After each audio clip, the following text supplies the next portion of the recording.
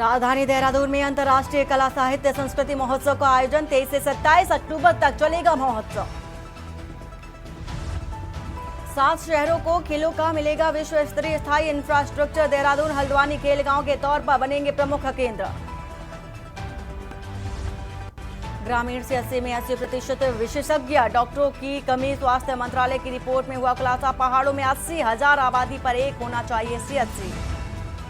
केदारनाथ प्रतिष्ठा और रक्षा यात्रा से लौटे करण माहरा ने सरकार पर बोला हमला। व्यवस्थाओं पर उठाए हैं सवाल। भूस्खलन में फंसे कैलाश यात्रियों का हेलीकॉप्टर से रेस्क्यू। सीएम ने खुद की पूरे अभियान की निगरानी। जॉलीग्रांट हेलीपैड से बद्रीनाथ केदारनाथ के लिए हेलीकॉप्टर ने भरी उड़ान। 20 श्रद्धालु हुए रवाना। आप देख रहे हैं के न्यूज, खबरों का सारथी। नमस्कार, मैं हूं वंदना पांडे और आप देख रहे हैं के न्यूज इंडिया बुलेटिन की शुरुआत बड़ी खबर से। और बड़ी खबर आ रही है देहरादून से, जहां पर भारी बारिश ने बढ़ाई है लोगों की मुश्किलें। भारी बारिश ने सभी सड़कों को पहुंचाया भारी नुकसान और प्रदेश की 435 सड़कों पर आवाजाही बाधित हुई है। तो 60 मुख्य मार्गों के साथ 375 ग्रामीण सड़कें हैं शामिल। और भूस्खलन का मलबा बोल्डर आने से सड़कें पूरी तरह से बाधित होती नजर आ रही है। बाधित मार्गों को खोलने का भी प्रयास जारी है। तो देहरादून से आपको एक खबर बता रहे हैं, जहां पर भारी बारिश का जो प्रकोप है वो देखने को मिल रहा है उत्तराखंड में। और इसी के साथ ही साथ देहरादून की जो सड़कें हैं पूरी तरह से क्षतिग्रस्त होती नजर आ रही हैं। खासतौर पर ग्रामीण एरिया की अगर बात कर लें तो ग्रामीण एरिया में जो सड़कें हैं पूरी तरह से टूटी फूटी नजर आ रही हैं, बाधित होती नजर आ रही हैं। और पूरी तरह से जो मार्ग हैं वो बाधित होते नजर आ रहे हैं। और अंकित काला इसी खबर पर है। अंकित, जिस तरह से देखी जा रही है स्थितियां बारिश के कारण देहरादून में सड़कें पूरी तरह से क्षतिग्रस्त हो गई हैं। लोगों को बहुत ज्यादा परेशानी का सामना भी करना पड़ रहा है। क्या स्थिति इस वक्त देखी जा रही है? बिल्कुल वरना आपने सही कर देखिए, उत्तराखंड में मानसून की भारी बारिश का दौर लगातार जारी है। और इस बीच एक और जहां भारी भूस्खलन और जगह जगह जो मलबे आ रहे हैं, उसकी वजह से जो पहाड़ी क्षेत्र है यहाँ पर अधिकांश जो सड़कें हैं वो इस समय बाधित चल रही है।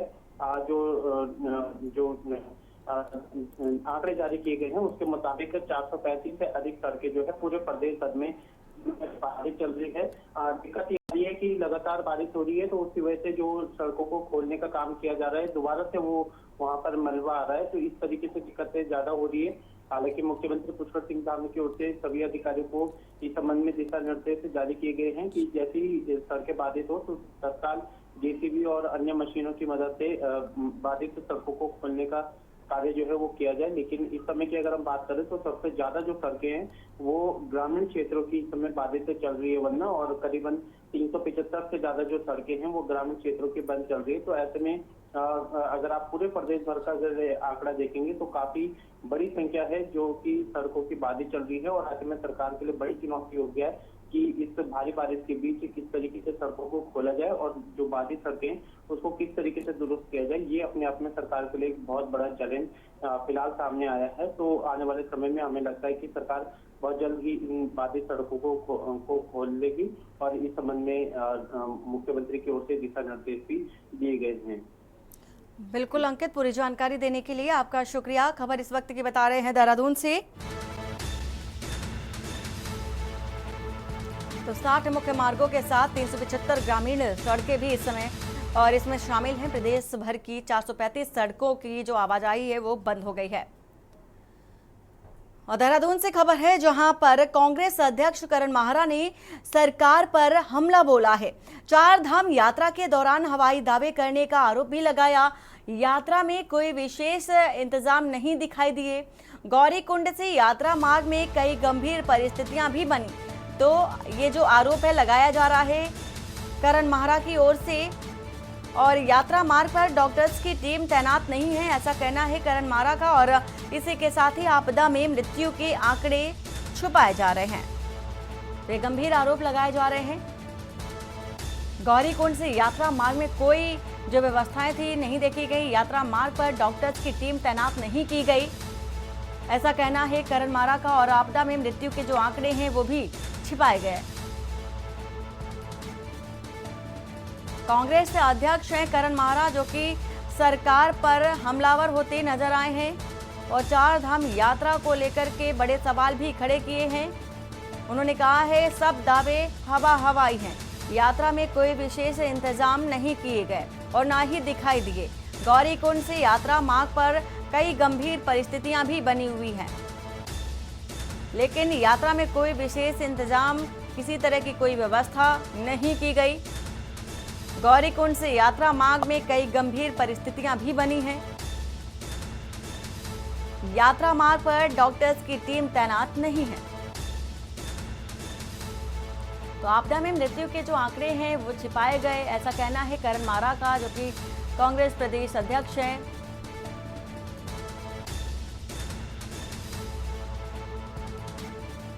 तो चार धाम यात्रा के दौरान हवाई दावे करने का आरोप लगाया गया।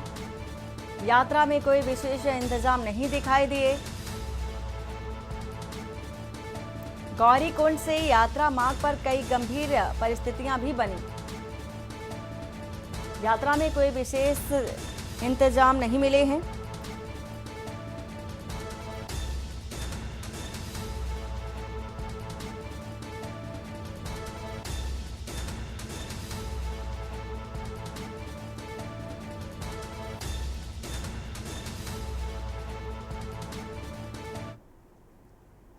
हरिद्वार से खबर है, जहां पर देर रात हरिद्वार पुलिस और बदमाशों के बीच मुठभेड़ देखी गई। मुठभेड़ में बदमाश को गोली लगी है और अस्पताल भेजा गया। चिकित्सकों ने जांच कर बदमाश को मृत घोषित कर दिया है। श्री बालाजी ज्वेलर्स डकैती कांड में शामिल था आरोपी। अंधेरी में दूसरा साथी फरार हुआ। जंगल में पुलिस की कॉम्बिंग। हरिद्वार के बहादुराबाद थाने के भेल इलाके का मामला बताया जा रहा है।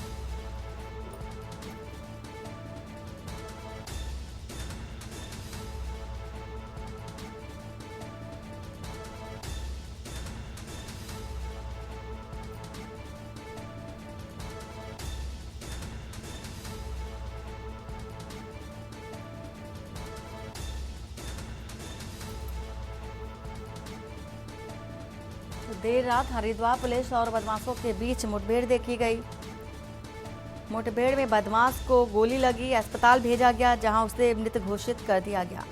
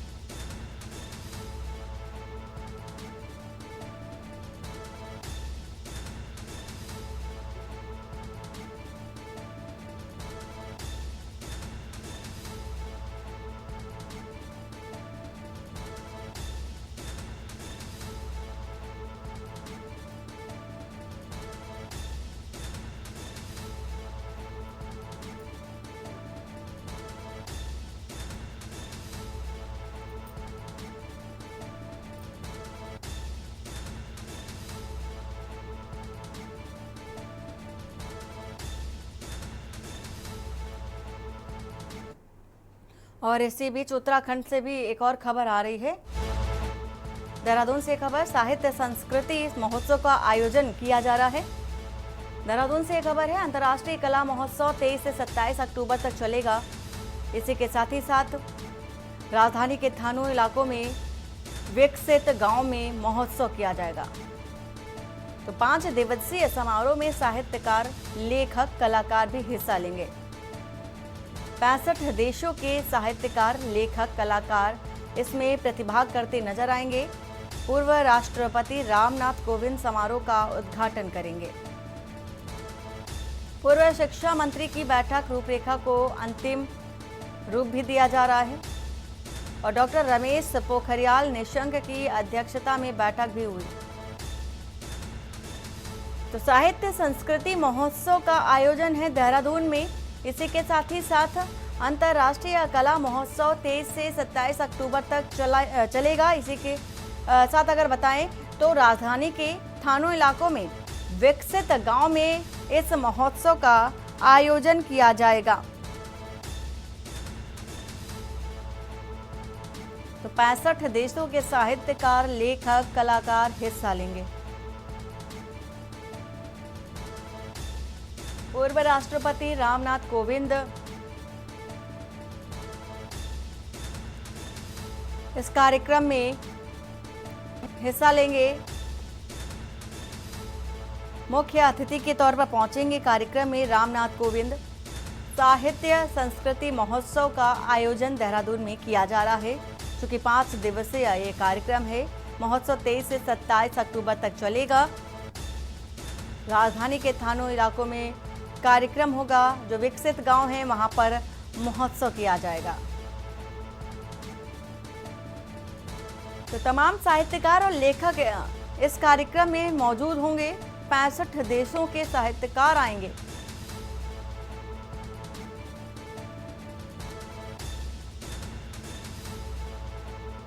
तो पूर्व शिक्षा मंत्री की बैठक रूपरेखा को अंतिम रूप भी दिया जाएगा। साथ ही साथ रमेश पोखरियाल निशंक की अध्यक्षता में बैठक की गई।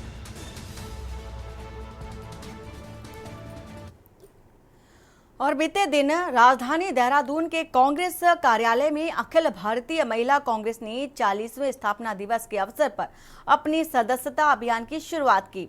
सैकड़ों की संख्या में उपस्थित महिलाओं ने कांग्रेस की सदस्यता ली और इस अवसर पर महिला कांग्रेस के अध्यक्ष ज्योति रौतेला, प्रदेश अध्यक्ष करण मारा और सह प्रभारी भी उपस्थित रहे। इस अवसर पर महिला प्रदेश अध्यक्ष ज्योति रौतेला ने कहा कि महिला कांग्रेस सदस्यता अभियान की शुरुआत हो चुकी है। उन्होंने सदस्य अभियान की शुरुआत की है और उनका लक्ष्य है कि आने वाले समय में उत्तराखंड में 10 लाख महिलाओं को पार्टी से जोड़े। इसके लिए वह हर विधानसभा क्षेत्र में जाएंगी और बूथ स्तर से लेकर प्रदेश स्तर तक महिलाओं को जोड़ने का काम करेंगी।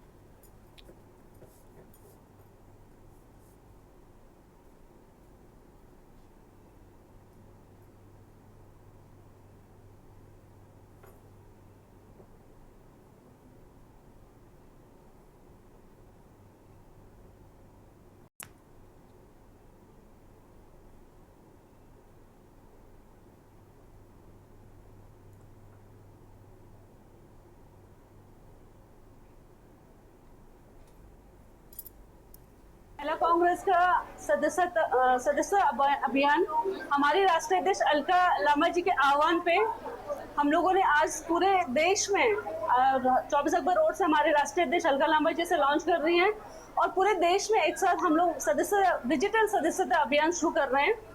हमारा उत्तराखंड का जो टारगेट मैंने जो सोचा है और जो मुझे लगता है कि हम लोग आसानी से कर पाएंगे, 10 लाख महिलाओं को हम लोग अपने महिला कांग्रेस के संगठन से जोड़ना चाहते हैं। आज हमारे देहरादून हेडक्वार्टर और प्रत्येक जिला हेडक्वार्टर पे लॉन्च हो रहा है। इसके बाद हम लोग इसको ब्लॉक और विधानसभा लेवल पे लॉन्च करेंगे और इसके लिए मैं खुद पूरे प्रदेश में 70 की जो हमारी 70 विधानसभाएं हैं, सब जगह जाके महिला सम्मेलन करूंगी और वहाँ पे जो हमारी जिला कमेटी है, ब्लॉक कमेटी है, बूथ में जो महिलाएं हमसे जुड़ेंगी उनकी सदस्यता हम लोग ऑनलाइन कराएंगे और उसके साथ साथ हम लोग और लोगों को महिला कांग्रेस के संगठन से जोड़ने का काम। उत्तराखंड राज्यपाल लेफ्टिनेंट जनरल गुरमीत सिंह का राज्यपाल के रूप में 3 साल का कार्यकाल पूरा होने पर राजभवन देहरादून में अखंड पाठ किया गया और इस अवसर पर मुख्यमंत्री पुष्कर सिंह धामी ने भी अखंड पाठ में शामिल होकर प्रसाद ग्रहण किया और राज्यपाल को बधाई और शुभकामनाएं भी दी। बता दें कि राज्यपाल और मुख्यमंत्री ने श्री गुरु ग्रंथ साहिब के सम्मुख मत्था टेक कर देश और प्रदेश वासियों की सुख समृद्धि और खुशहाली के लिए कामना भी की है।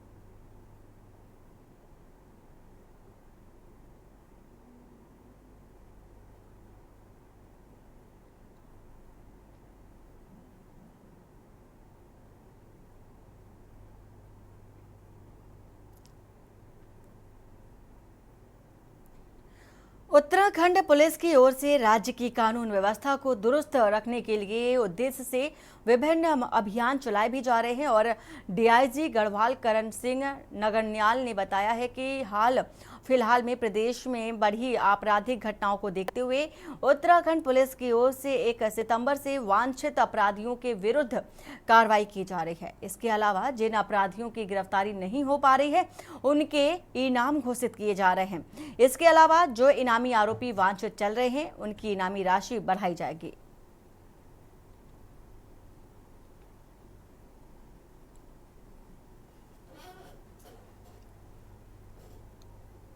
इस बीच जो है जो अपराधों के संबंध में काफ़ी चर्चाएं हो रही है, तो उसी को जो है नियंत्रित करने के लिए पुलिस विभाग ने 1 तारीख से एक अभियान चलाया जिसमें जो बड़ी संख्या में वांछित अपराधी है उनकी गिरफ्तारी किया जाए। तो 1 तारीख से हमने शुरू कर दिया और जिसकी गिरफ्तारी नहीं हो पा रही है उसे इनामी घोषित किया जाए।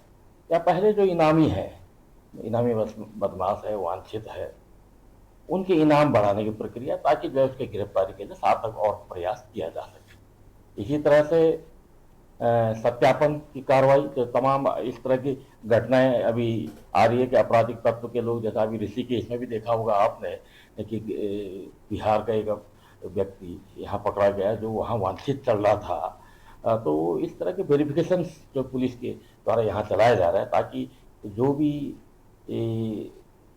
किराएदार या मकान मालिक के बीच में ये सत्यापन की कार्रवाई है कि मकान मालिक का उत्तरदायित्व बनता है कि वो जो है उनके यहाँ जो भी व्यक्ति किराए पर रह रहा है तो उनका सत्यापन कराए, या स्वतः ही जो है किराएदार भी अपने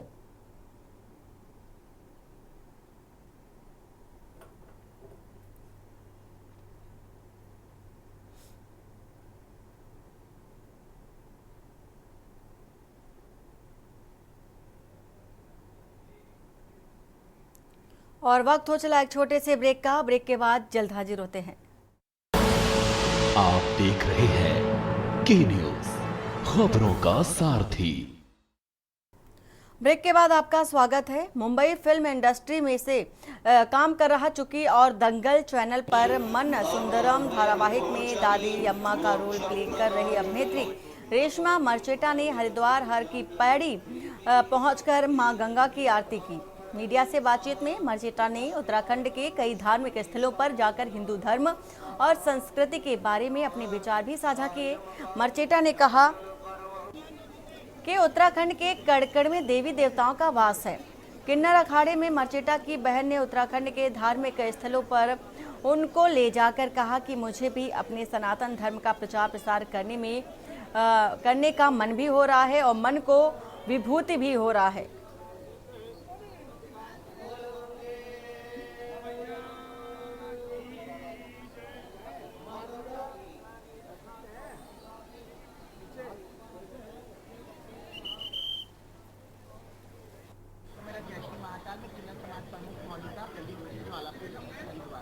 मेरी सिस्टर बहुत टाइम से प्लान बना रही थी कि पूरी उत्तराखंड में आना है, इतने सारे मंदिर में मैं जाती हूँ, वीडियोस कॉल करके दिखाती हूँ, नॉर्मल दिखाती हूँ। तो फर्स्ट डे उनको टाइम कम मिला, छुट्टी नहीं मारी थी सेट से, क्योंकि एक्चुअली उनकी लाइफ में छुट्टियाँ बहुत कम होती हैं।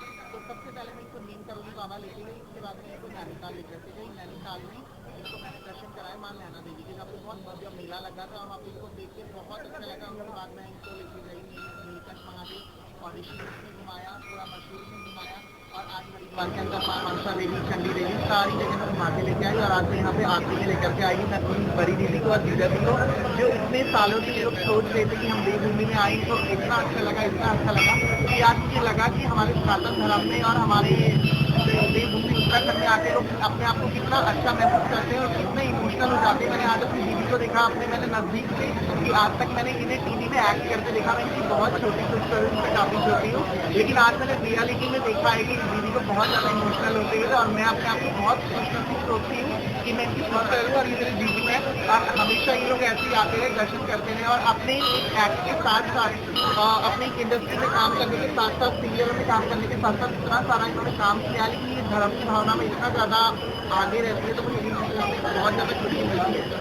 हरिद्वार में आज बहुत अच्छा मौसम है, बारिश बढ़िया हो रही है और गर्मी बिल्कुल भी महसूस नहीं हो रही है। आज हमने चंडी माता के दर्शन किए, चंडी देवी के दर्शन, माता देवी के दर्शन किए। फिर हम लोग आए हैं यहाँ बड़ी गंगा आरती करने, और ये एक अद्भुत अनुभव है। ये आरती अक्सर मैंने टीवी पे देखी थी, मेरे ये लेकिन आज पहली बार स्वयं इस आरती में उपस्थित रहना एक अद्भुत।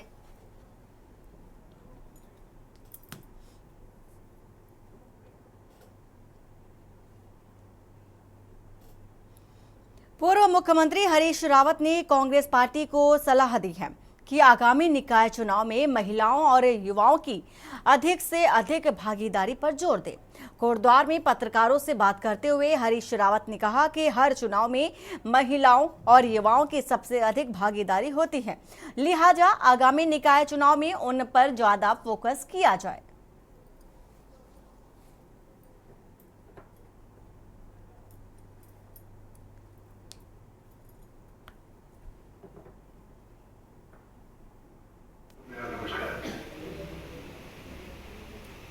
कोई ऐसी खास बात अब आओ फोटो में आओ। पहले इधर आगे हरीश रावत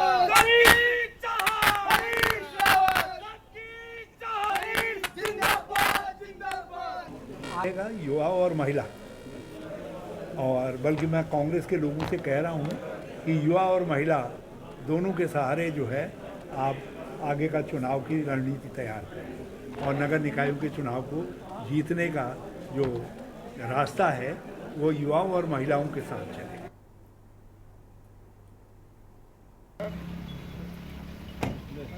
अब आओ फोटो में आओ। पहले इधर आगे हरीश रावत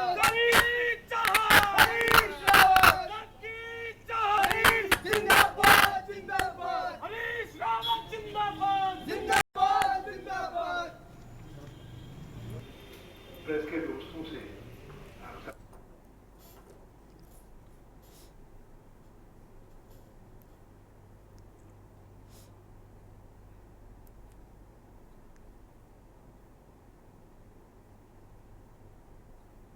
और बुलेटिन में फिलहाल इतना ही। बाकी की खबरों के लिए बने रहिए आप के न्यूज इंडिया के साथ।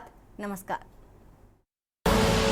आप देख रहे हैं के न्यूज, खबरों का सारथी।